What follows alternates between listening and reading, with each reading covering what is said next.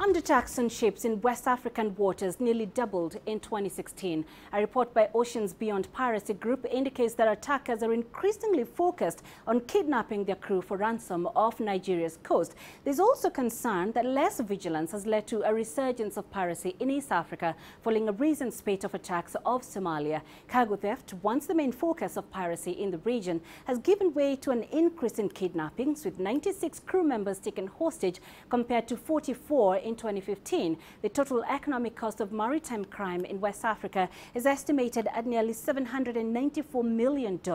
West Africa has emerged as the world's epicenter for piracy in recent years after increased patrolling by international navies and ramped up on-board security largely succeeded in suppressing hijackings of the Horn of Africa.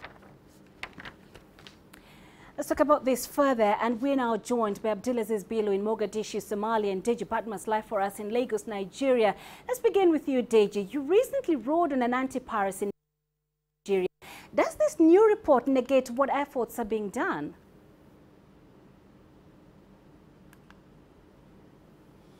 Well, Penina, I really don't think so. I don't think it negates the efforts of the Navy. One thing you should know is that of these attacks, I mean, most of these attacks that actually took place were not successful. I mean, they were stopped by the Navy. In fact, the Nigerian Navy says it actually stopped over half of the attacks. That actually about 83 of the attacks happened in Nigerian waters, and that only 47 of them were actually successful. So we can say that the efforts of the Navy has not yielded result. And even after that ride we took with the Navy, there has been other joint exercise with other navies in the Gulf of Guinea, as well as other countries. Of course, you know, joint exercise to sharpen the skills of Navy personnel now to take on these pirates at sea. So I wouldn't say that, but then it's not a good news at all. It certainly means the navies of the Gulf of Guinea would just have to redouble their efforts, especially here in Nigeria, that despite the fact that the Nigerian Navy has launched about 3 operations now, that has actually led to a reduction in the activities of sea pirates, much more still needs to be done. And of course, the Nigerian Navy has been saying what actually needs to be done is that politicians need to come up with that political will to be able to prosecute offenders now. And of course, in the Nigerian Senate, we can see lawmakers working to make sure that anyone caught involved in piracy is dealt with, that the capital punishment applies. As a matter of fact, that bill has scaled through second reading. We're waiting to see that bill become law, but it's still been debated in the National Assembly in this country. Penina? Right. Abdul, there were reported about 6 piracy attacks off the coast of Somalia last month. 5 were successful. Have authorities and shipping companies slackened on vigilance, or what is causing this? Well, Penina, according to experts that we've talked to here in Somalia and in the capital, Mogadishu, the Somali government and the international community and also the shipping companies to the broader extent are to blame for the resurgence in piracy. For one, the international community was confident that it had finally dealt with the Somali piracy scourge here in Somalia, that we remember from 2010, where pirates used to make tens of millions of dollars through hijackings of ships along the coast of Somalia. So the shipping companies, on the other hand, they used to employ private security that used to ward off piracy attacks. But over the years, due to the coordinated efforts by the European Union and also other international navies such as China, who have played a critical role in pacifying the waters of Somalia, and you find that after the confidence had been regained that piracy had finally been dealt with,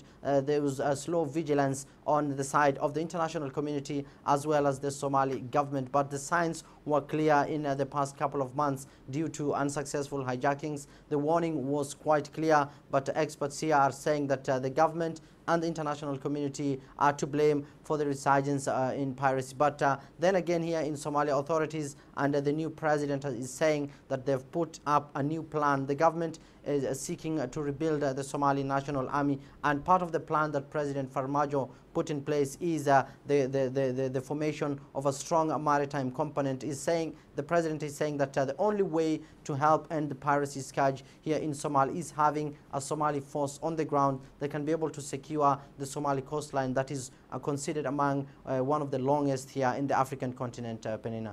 Judge, coming back to you, the report refers to West Africa as the emerging epicenter for piracy. Give us an indication of how bad it is and what is fueling it. I mean, to get a clearer picture of how bad the situation is, you just have to take a look at the Navy's assessment of the situation. I'm talking about the Nigerian Navy itself. I mean, the head of operations of the Nigerian Navy sometime in April, towards the end of April, came out to say about 83 attacks happened between January 2016 and February 2017. 83 attacks. But of course, he said 47 of those attacks were actually not successful.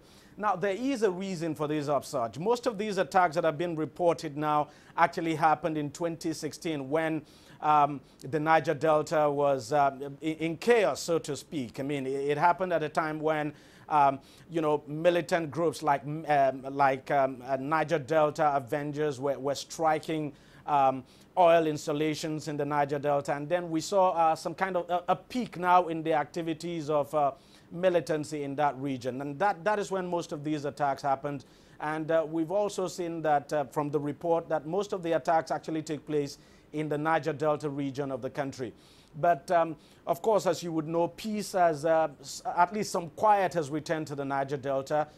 The militants are no longer destroying oil facilities in that region. And we're beginning to see a reduction now in pirate attacks in that region.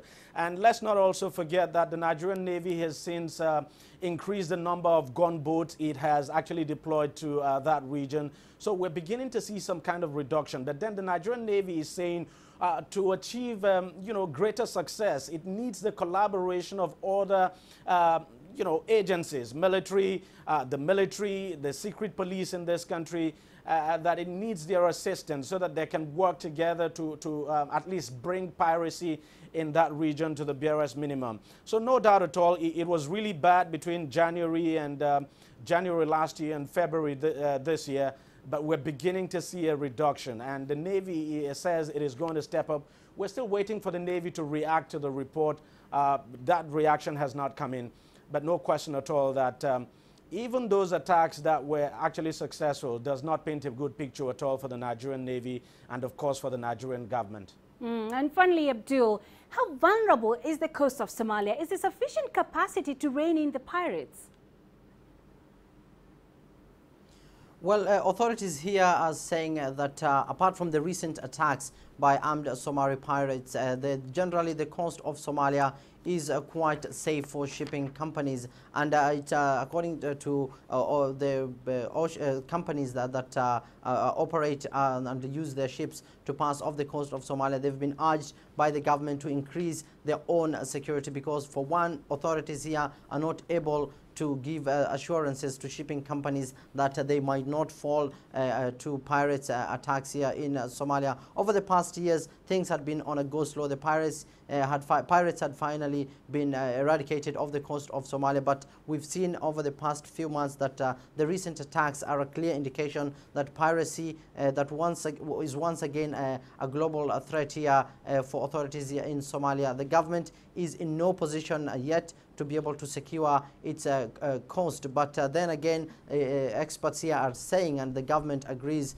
with this, is that the international community spent millions of dollars in eradicating piracy, but it did not address the root causes of piracy. In this case, and also the pirates use these as an excuse to hijack ships. They say that illegal fishing hasn't yet been addressed. They're saying that international naval forces operating off the coast of Somalia only used to arrest pirates, but it never arrested the foreign trawlers that were depleting the Somalia's maritime resources here. So they're saying the fact that the illegal fishing hasn't yet been addressed remains an underlying issue, and unless that is addressed, then very many young people will venture into the sea in hopes of making millions of dollars out of this trade. So for now, the government is saying that it has created tough laws here in Somalia. We have pirates prisons, especially towards the north in Somaliland and Puntland, where pirates have been tried, and where they have also been tried in many foreign